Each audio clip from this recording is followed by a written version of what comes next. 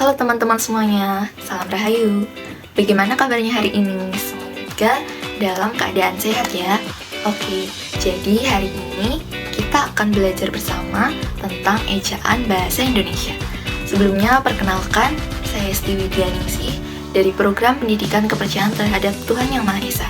Nah, video ini dibuat untuk melengkapi tugas ujian akhir semester Bahasa Indonesia. Oke, selamat menyaksikan. Ejaan dalam bahasa Inggris disebut spelling. To spell yaitu mengeja. Nah, dalam Kamus Besar Bahasa Indonesia merupakan kaidah-kaidah cara menggambarkan bunyi-bunyi dalam kata, kalimat, paragraf, dan wacana, serta penggunaan tanda baca atau punktuasi. Mengeja sendiri adalah kegiatan melafalkan huruf, suku kata, atau kata. Sedangkan ejaan mengatur keseluruhan cara menuliskan bahasa dengan menggunakan huruf, kata, dan tanda baca sebagai sarananya. Pemakaian huruf yang pertama yaitu huruf abjad. Dalam bahasa Indonesia terdiri dari 26 huruf yang meliputi huruf konsonan dan huruf vokal. Yang kedua yaitu huruf vokal. Dikenal sebagai huruf hidup, yaitu huruf yang melambangkan vokal yang berfungsi untuk menghidupkan kata.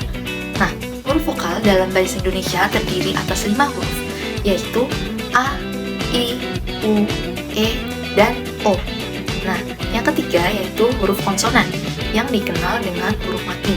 Huruf konsonan terdiri dari 21 huruf, yaitu semua huruf kecuali huruf vokal. Huruf konsonan dapat digunakan pada posisi awal, tengah, maupun akhir dari sebuah kata. Yang keempat yaitu huruf diftong, merupakan dua buah bunyi yang berjejer dalam satu suku kata, seperti ai, au, oi, dan e. Contohnya, kata pantau, santai, sepoi, dan lain sebagainya. Yang kelima yaitu kluster atau konsonan rangkap, yaitu gabungan dua buah konsonan dalam satu suku kata, seperti kh, nd, tr, dan sy. Contoh katanya seperti khawatir, sayang, sunyi, syarat, tradisi, dan lain sebagainya. Selanjutnya yaitu penulisan huruf. Terdapat dua penulisan huruf dalam bahasa Indonesia. Yang pertama, huruf besar atau huruf kapital, yaitu huruf yang ditulis menggunakan bentuk besar.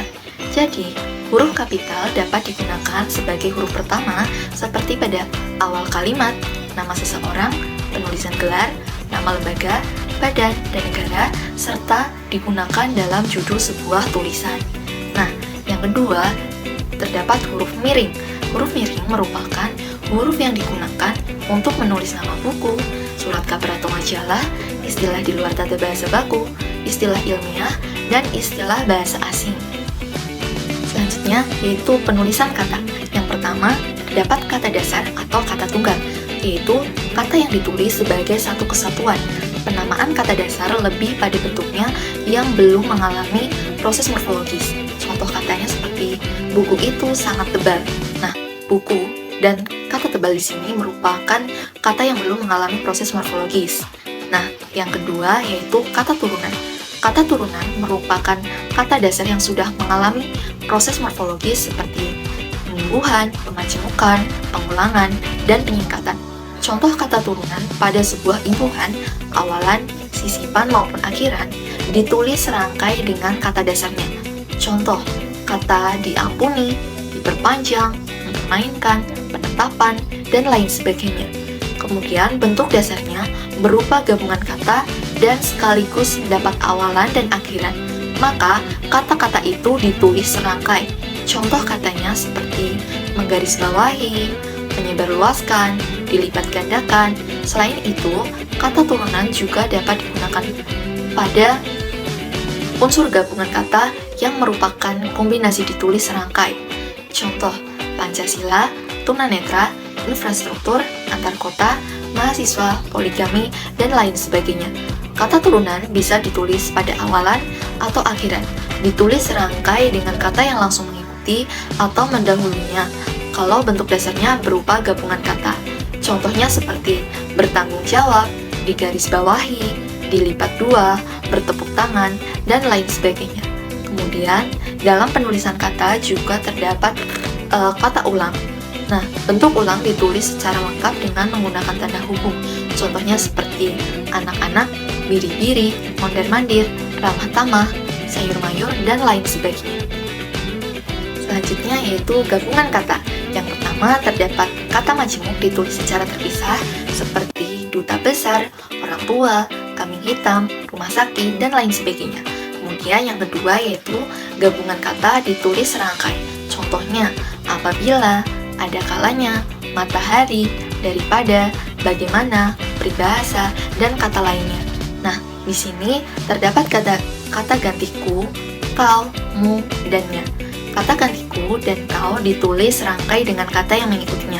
Contohnya seperti apa yang kumiliki boleh kau ambil. Nah, kemudian kata gantiku, mu, dan nya ditulis serangkai dengan kata yang mendahulunya. Contoh katanya seperti bukuku, bukumu, dan bukunya. Nah, kemudian yang terakhir yaitu kata depan. Kata depan seperti di, ke, dari ditulis secara terpisah dari kata yang mengikutinya. Contohnya, saya kuliah di Semarang. Kemudian, saya pergi ke Bandung. Kecuali pada gabungan kata yang sudah dianggap sebagai salah satu kata yang ditulis secara berurutan. Contoh katanya seperti kepada, daripada, kemari, keluar, dikeluarkan, dan lain sebagainya. Selanjutnya yaitu kata sandang, si, dan sang. Yaitu kata ini ditulis terpisah dari kata yang mengikutinya. Contohnya seperti sang pencipta. Nah, selanjutnya partikel lah, kah, dan tah ditulis berurutan dengan kata sebelumnya. Contohnya seperti kata pergilah, mudahkah, dan kata lainnya. Nah, di sini terdapat partikel pun ditulis terpisah dari kata yang mendahulunya. Contoh katanya seperti satu kali pun, andai pun, dan lain sebagainya. Kemudian yang terakhir terdapat partikel pun yang sudah dianggap padu. Contoh katanya seperti adapun, ataupun, bagaimanapun, meskipun, sekalipun, walaupun, dan lain sebagainya. Baik, terima kasih sudah menonton video ini. Semoga bermanfaat dan sampai jumpa.